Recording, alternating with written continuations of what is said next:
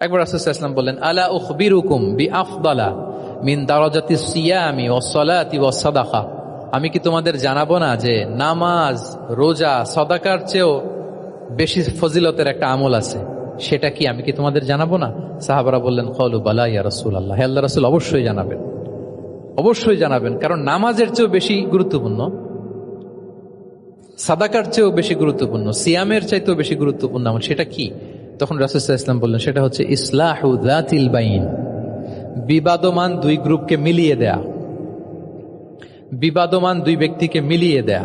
এটা নফল নামাজ, নফল সাদাকা, নফল রোজার চেয়েও বেশি কি ফজিলতপূর্ণ, বেশি গুরুত্বপূর্ণ। আমরা তো মনে করি শুধু নামাজ পড়লেই বোধহয় আমি অনেক সওয়াব পেলাম, রোজা রাখলেই সওয়াব পেলাম, শুধু জিকির করলে, সাদাকা করলেই সওয়াব পেলাম। কিন্তু রাসূল সাল্লাল্লাহু আলাইহি ওয়াসাল্লাম বলেন যে দুইজনের মধ্যে একটু মনোমালিন্য তুমি মিলিয়ে দাও, এটা এর চেয়েও বেশি সওয়াবের। আল্লাহু আকবার।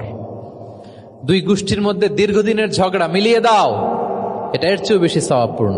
রাসূল সাল্লাল্লাহু আলাইহি ওয়াসাল্লাম মক্কা থেকে মদিনায় যেয়ে কি করেছেন? আউস এবং খাজরাজের দীর্ঘদিনের যুদ্ধ 1 ঘন্টার মধ্যে কি settle down. He was a very good mediator, an arbitrator. চমৎকার মধ্যস্থতা করতে জানতেন তিনি।